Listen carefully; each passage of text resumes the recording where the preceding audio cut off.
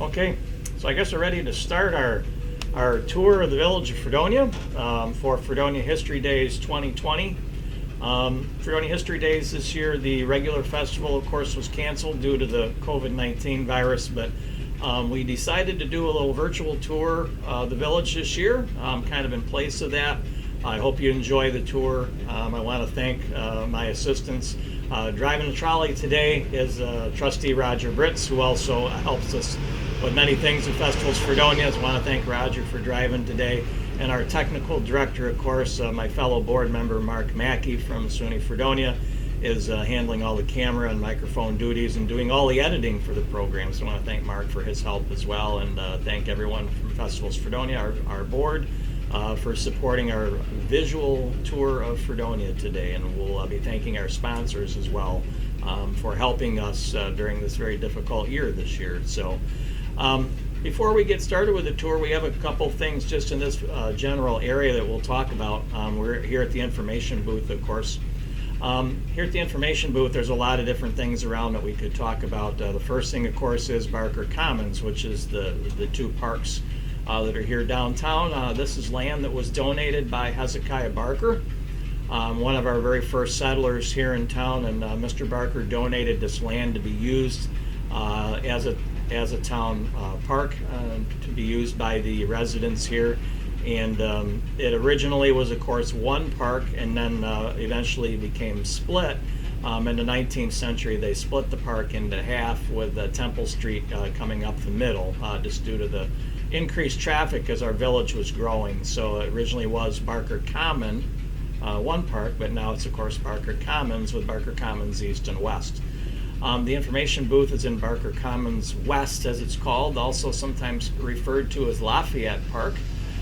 This is the site of the park where General Lafayette visited here in 1825 on his grand tour of the village, going around the country to celebrate the 50th anniversary of the American Revolution. So he did a grand tour of the United States and did a quick tour through the what was the frontier area back then, and Fredonia was considered part of the frontier area back then. So on his way from Erie, heading towards Buffalo, he came by way of Westfield and eventually made his way here to Fredonia, where he was received. It was the middle of the night when he was received here in 1825, and the reception took place right behind me here, right in Barker Commons West, which has been known as Lafayette Park ever since then, unofficially.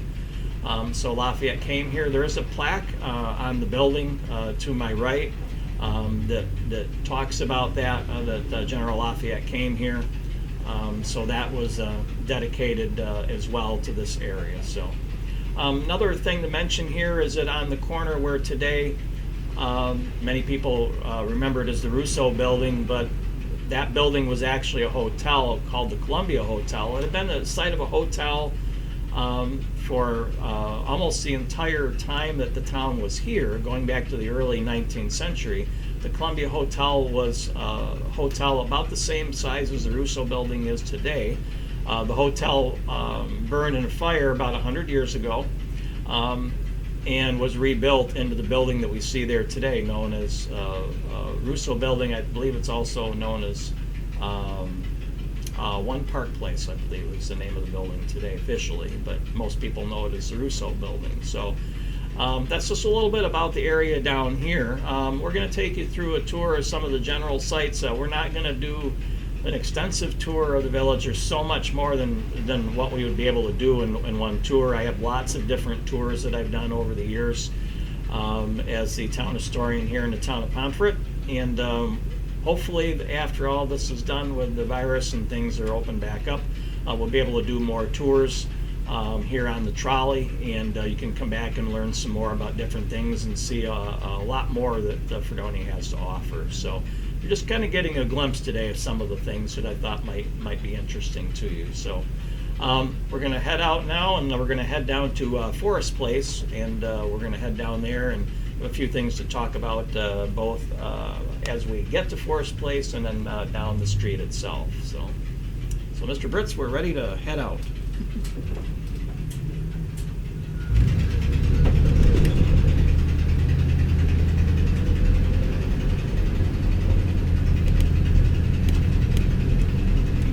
we head down Main Street towards Forest Place, right before we turn, one of the biggest things to really talk about here in Fredonia is, of course, Grange Number 1.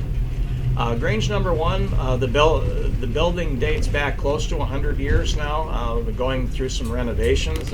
Myself, I'm a Grange member. Mark Mackey, who's our technical director, is the president of our Grange.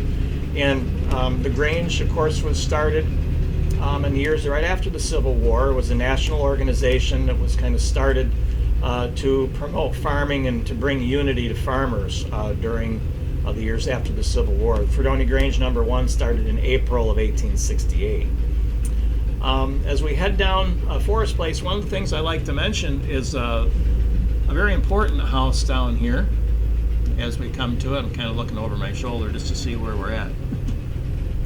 And 23 Forest Place is an important house. So that is the house of William Barker Cushing. I'll be talking a little bit later about the Cushing family, but that house was the home of William Barker Cushing, Civil War hero from the Navy, very well known both locally and nationally for his exploits during the Civil War. One of 4 Cushing brothers that fought for the Union during the Civil War that made their home here in Fredonia.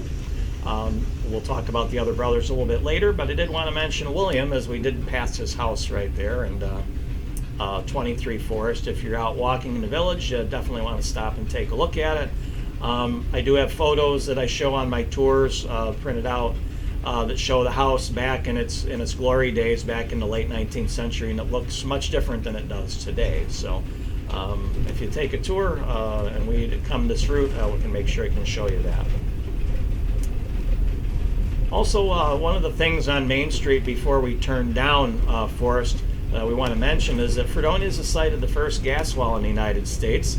There is a stone and a marker just a little bit down Main Street from the Grange, and you can, if you're walking, you can stop and read the inscription that reads all about the first gas well. And Mr. Hart, that is given credit as a Fredonia resident that discovered the use of gas and was the first to do a gas well to harness the use of natural gas. The date is 1825. That has been under a little bit of debate over the years of whether that is actually accurate or not. 1825 is the most accepted date for the gas well to be started by Mr. Hart. I guess the debate will rage on, but that's the date that's on the inscription, and that's what we still go by today. As we're coming down to the end of Forest, we're going to be heading down to Risley Street. We'll be talking a little bit about the Risley family that the street is named after. But we're coming along this area of Canada Way, on Canada Way Creek. And this was an area that also had lots of mechanics, as they were called back then, kind of tinkers, men that were kind of jacks of all trades and had little shops all along Canada Way Creek here. It was known as kind of Mechanics Street or Mechanics Alley for many years in the early part of the 19th century. Hart Street, which heads right straight down from Forest down to Canada Way Creek, was the area where a lot of those mechanics worked and had shops. So there's been some excavations over the years down through this area, and they continue to find tools and different things here that were used by those men that worked here. So as we head up Risley Street now, the first house that we see right here is a house of Elijah Risley Jr. Mr. Risley Jr., this was his house. It was one of 3 houses on this street of the 3 Risley brothers. They were all sons of Elijah Risley Sr. Elijah Risley Sr. came here with his young sons. They were teenagers, young men when they came here to Fredonia, and they came here for business purposes. Mr. Risley Sr., of course, a number of different businesses that he was involved with, and eventually his sons became known for the Risley Seed Company, and that's where they did very well for themselves. The next house we're passing here was William Risley's house. That's the second house that we passed here. The Risley brothers. And William's house is the one that's behind the hedges here. So if you're walking down this way, you can see through the hedges and see the house. Similar style to Elijah Jr.'s house. The third house is a little further up the street where it was. It burned down, though, in the 1880s, and that was Levi Risley's house. So that house is no longer here, but there actually were three houses here on this street of the Risley brothers. All sons of Elijah Risley Sr. Mr. Risley Sr., I don't have a photograph of or a portrait. I haven't been able to find any of him over the years in my research. I keep looking, though. I'd like to find one of him. I have one of the most common pictures is Elijah Jr. When he was older. He was also involved in politics, state politics, as well as local politics. Elijah Risley Jr., probably the most famous of the three Risley brothers because of his involvement in politics, also in the state militia as well. So those are the Risley brothers of Fredonia, and their houses are right here on Risley Street.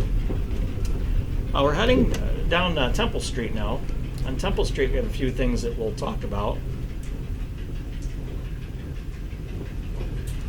We round the corner.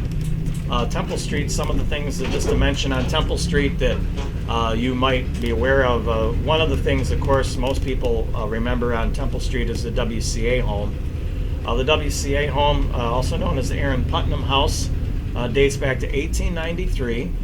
The WCA home is basically a home now today for folks that are retired. My aunt lived in the house for a while in the home before she passed away this past spring.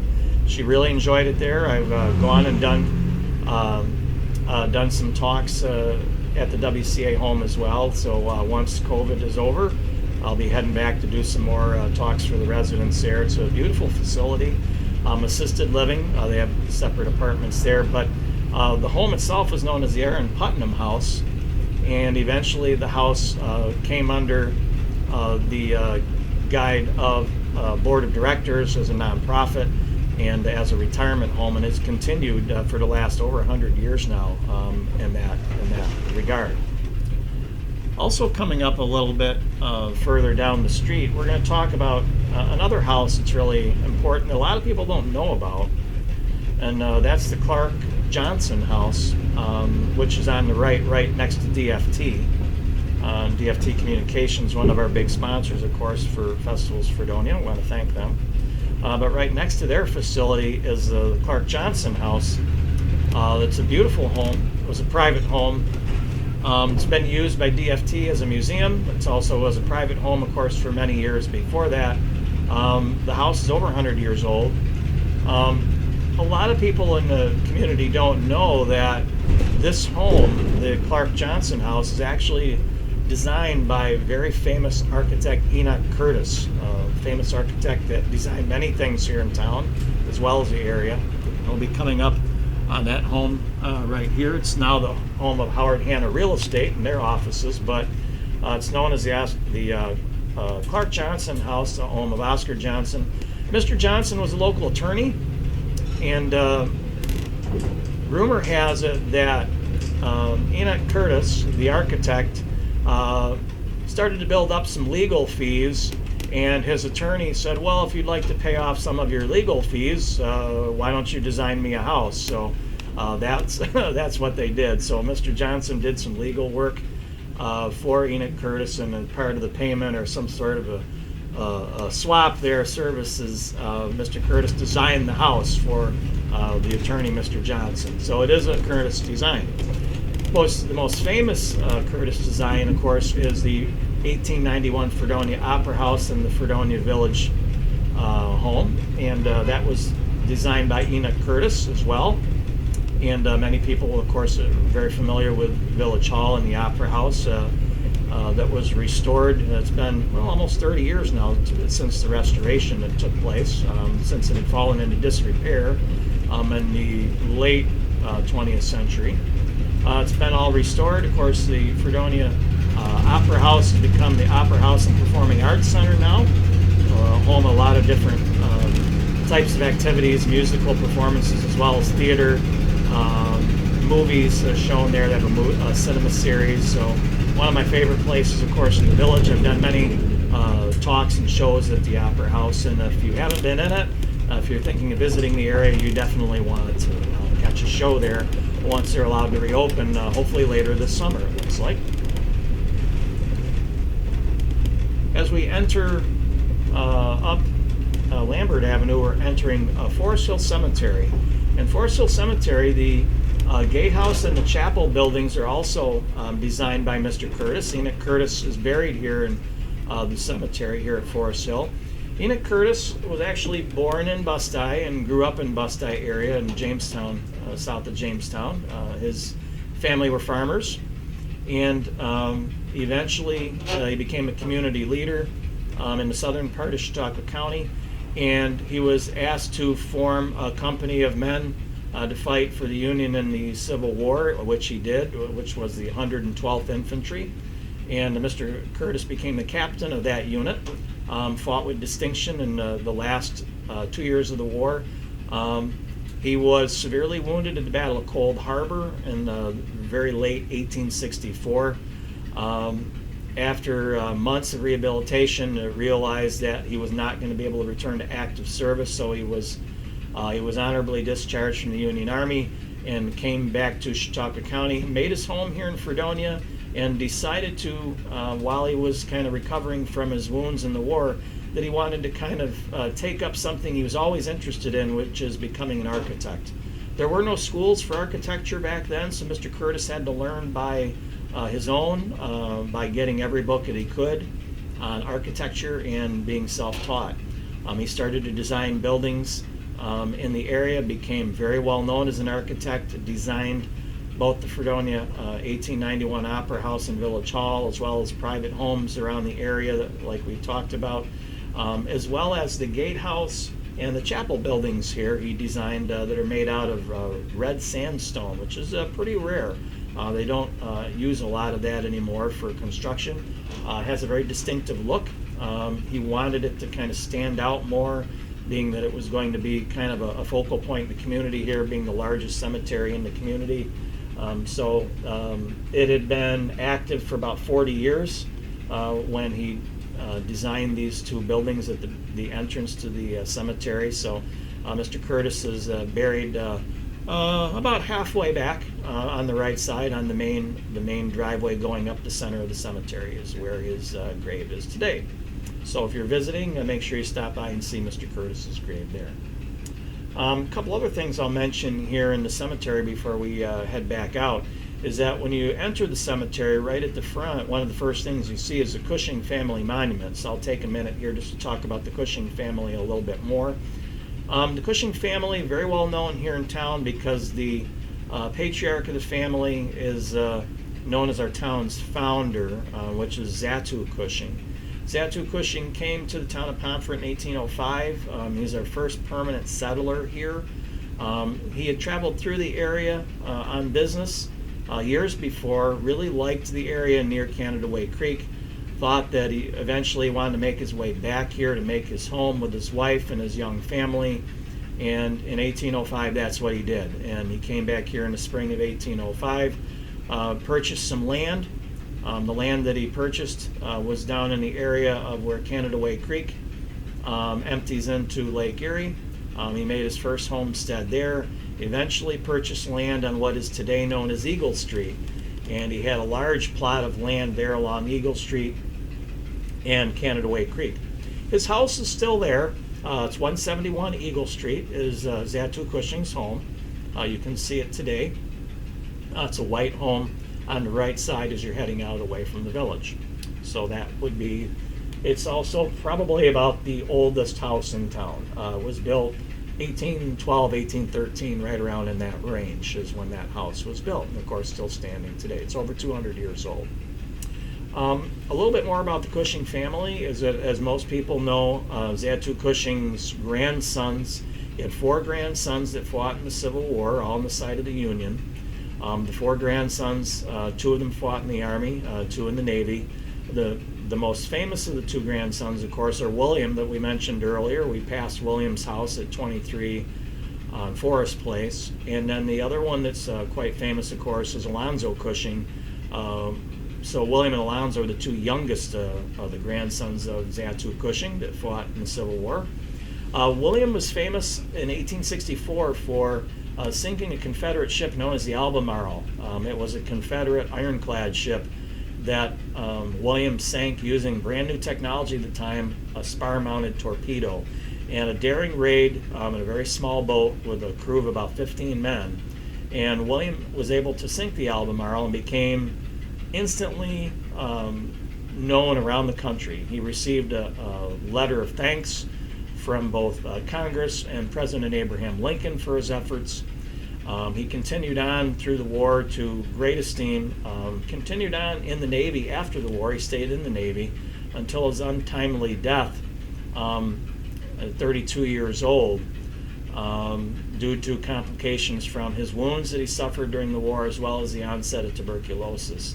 William has a monument right next to Village Hall downtown. It's right next to Village Hall, facing the area where normally the farmers market takes place.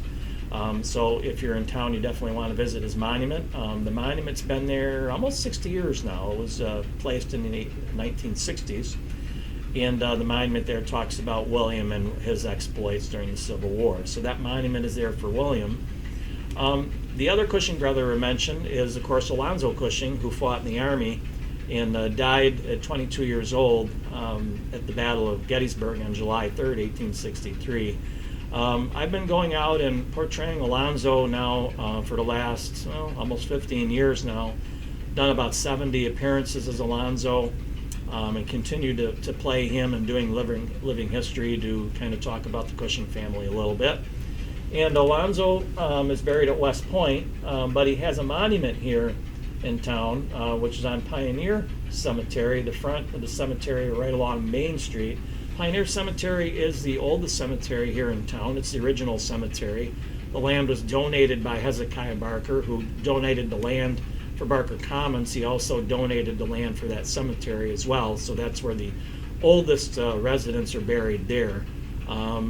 This cemetery that we're in now, Forest Hill, land was actually purchased to be used as a cemetery about 50 years after the founding of the town, when they realized that with more and more people moving here, that Pioneer Cemetery was not going to be big enough. They were going to need a much larger cemetery. So this plot of land that we're actually sitting in now, this was originally used for years as the fairgrounds here locally.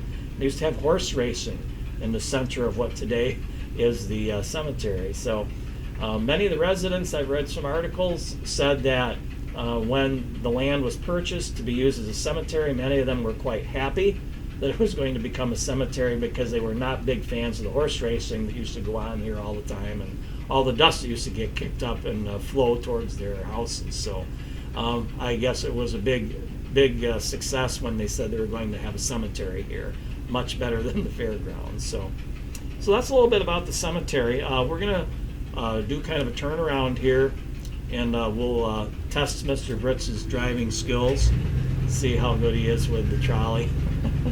And Roger's been driving for me now since last year. We're doing some tours, so he's getting pretty good at this. So we'll see. Normally this would be a place where I might ask for questions or anything on the live tour. So, but at this point we're going to be heading back downtown, and we're going to be heading back down Lambert Avenue towards White Street, and we have some things there that we'll be talking about. So.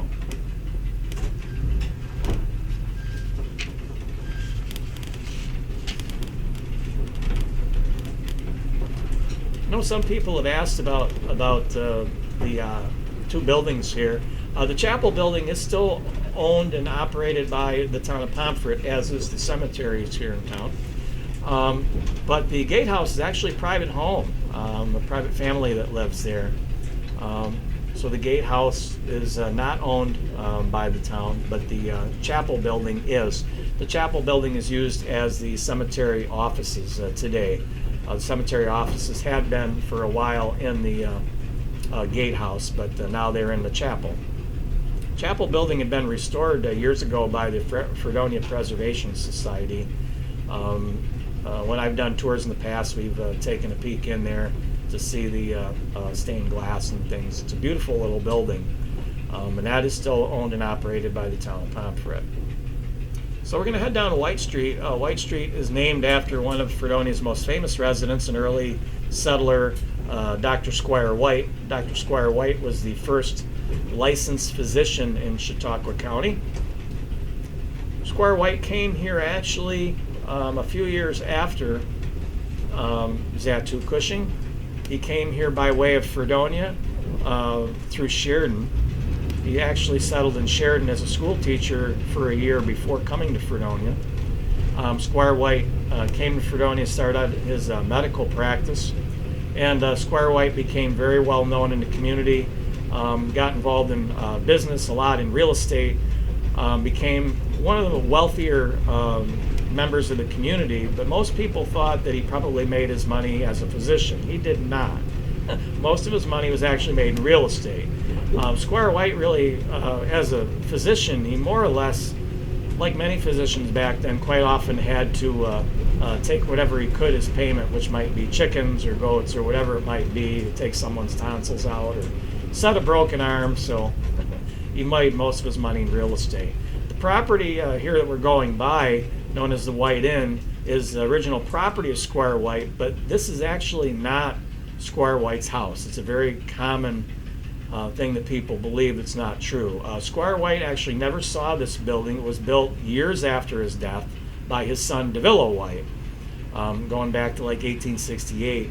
The White Inn, as it's known today, right now it's up for sale. It's been in foreclosure. Hopefully this will get reopened soon. But the White Inn was built by DeVillo White, and it was built as a single-family home, which is hard to believe that a building that large was built for that purpose. DeVillo White built it. It was lived in by the White family. The last White to live there was Isabella White. She sold the building in 1919, and at that time a Westfield businessman and some partners bought the building and turned it into a hotel and restaurant, which is how it's been operated for the last 100 years. Squire White's house is actually much further back on the property, more towards Lambert Avenue. I do have a photograph of the original house. It was a very small house that Squire White lived in. I do have a picture from a distance of Squire White standing in front of the house, and it was farther back on the property. So he never did actually see the White Inn that bears his name today. The house that we just passed on the corner that's known as the Barker Museum, that house was actually built by a very close friend of Squire White, Leverett Barker, another local settler that came here in the first few years. And basically Leverett Barker built that house, first brick house here in town. He built that house in 1822.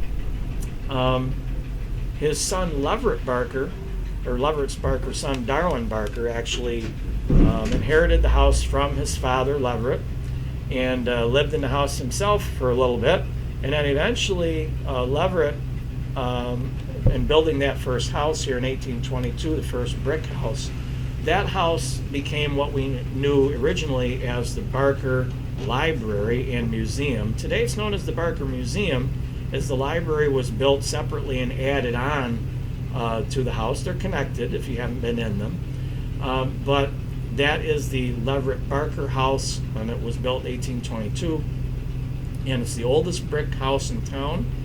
And Darwin Barker, who donated the house to be used as a library, basically said that it is to be used as a library, which it technically kind of is today. It's attached to the library, even though it's really the museum today. But there is a painting of his parents, Mr. and Mrs. Barker, still in the front parlor, and that painting, part of the stipulation is that it has to remain there, and it always has. It's never been moved, and it's still there today. Once the museum opens back up again for people to visit, hopefully later this summer, you can take a look inside the museum and see that front parlor, which is blocked off, but you can look in and you can see the portrait of Mr. and Mrs. Barker still there, as it has been all these years later. Okay, our next street on the tour is Center Street, and I wanted to kind of talk a little bit about one of our famous residents on this street. because his business was located here, and that was Dr. Milton Fenner. Milton Fenner actually was from the South County, Jamestown area originally. He grew up there. Mr. Fenner, as a physician during the Civil War, he volunteered his services, and he served actually in the Navy as a surgeon with the Navy through the Civil War. Eventually, by the war's end, he had been honorably discharged, came back to Chautauqua County, and like another person that we talk about on the tour, Enoch Curtis, he made his home, decided to make his home here in Fredonia after the war, and came back here after his service, started a medical practice here, and eventually on this street, Center Street, started a business, a patent medicine business. A number of different products that Mr. Fenner manufactured here in his plant that he had on Center Street. One of the most famous, of course, was Fenner's Golden Relief, and we'll insert a picture of a bottle from Mr. Fenner's patent medicine business that I have, and you'll be able to see that. But Mr. Fenner, during the years of the Fenner medicine business, became probably the wealthiest man in town about the turn of the century. Did very well. He was involved in politics, also was heavily involved in the community, and is the namesake of one of the hose companies of the Fredonia Fire Company, Fenner Hose, today. The Fenner Hose Company, the old fire hall over, we just passed that area. Over that building was the old fire hall known as the Fenner Hose over there. So Mr. Fenner, very active in the community in both politics, community service, and different things, as well as, of course, his patent medicine business, and Fenner's Golden Relief being the most famous. So that was Dr. Milton Fenner. We're heading up Barker Street.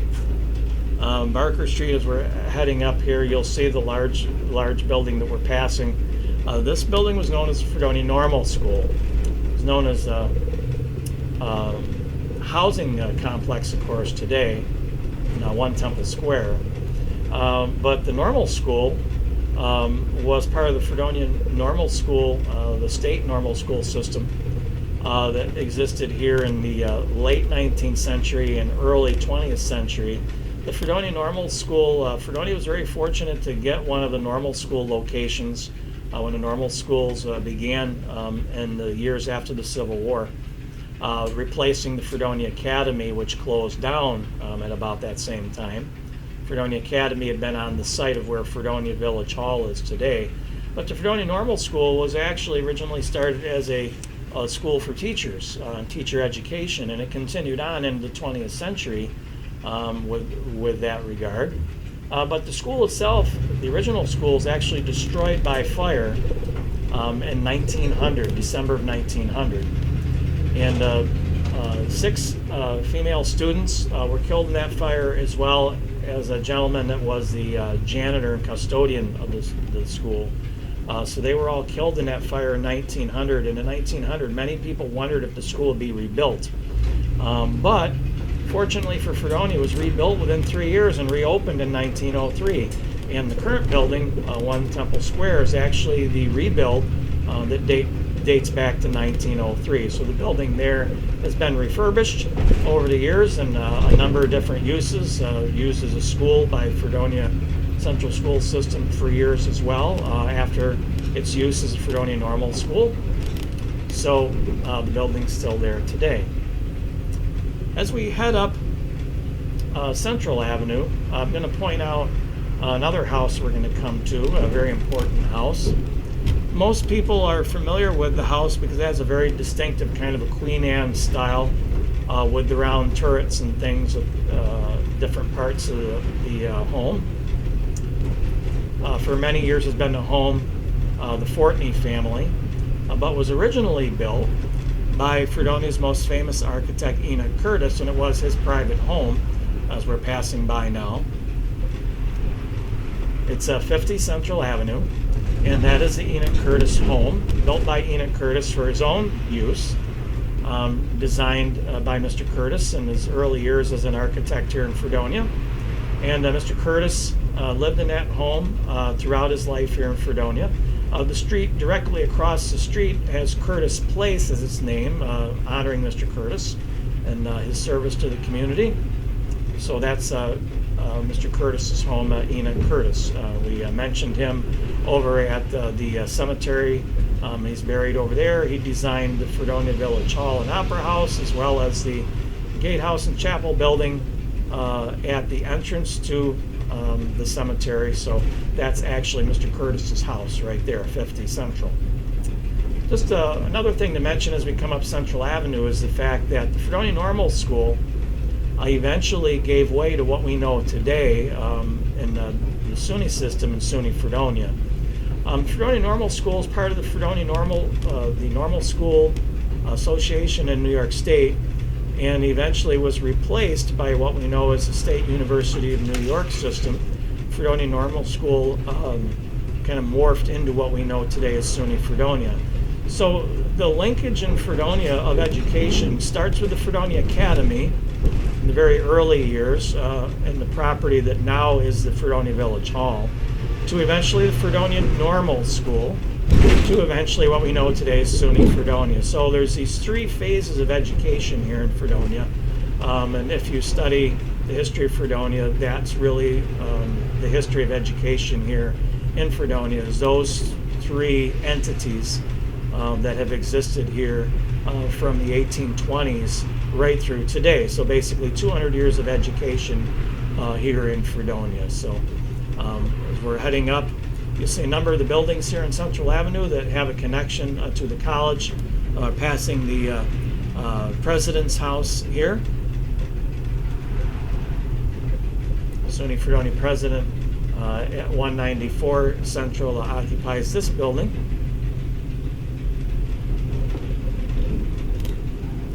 And of course, as we go past the president's house, then you're able to see some of the buildings here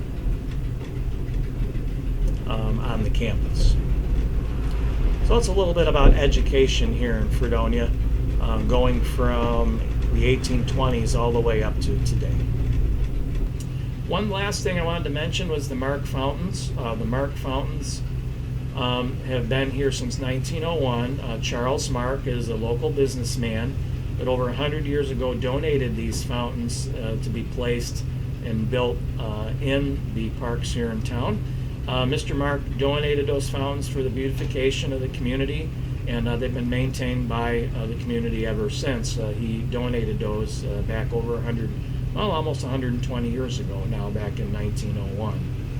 So that kind of concludes our tour. We went through kind of a little bit of a mixture of things from our history in town. There's a lot more to talk about, of course. So we hope that after everything, we get the all clear and we're able to do our regular tours and things, that you'll come visit us and do one of our trolley tours and learn a little more about our community. Come visit us during all of our festivals here for Festivals Fredonia. Come visit us throughout the year. I know 2020 has been a strange year this year, and our festivals having to be canceled up through this point, through the summer. We're still hoping to be able to have our later festivals in the year.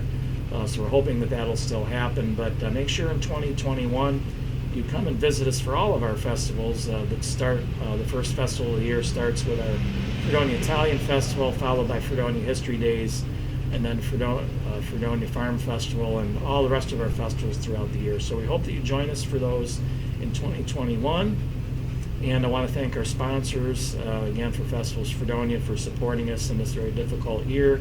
I want to thank my driver, of course, Trustee Roger Britz, who was able to drive us this morning, and also Mark Mackey, my fellow board member from Festivals Fredonia, and also from SUNY Fredonia, and his technical expertise in putting our program together. So we're really thankful to be able to do this for Fredonia History Days this year. With the cancellation of our regular festival, we wanted to do something virtually for you, so we hope you enjoyed your little tour, and make sure you come and visit us again here in Fredonia in the future. Thanks so much, and again, I'm Todd Langworthy, Town of Pomfret historian. Thank you for joining me, and we hope you enjoyed your little tour of Fredonia and the town of Pomfret.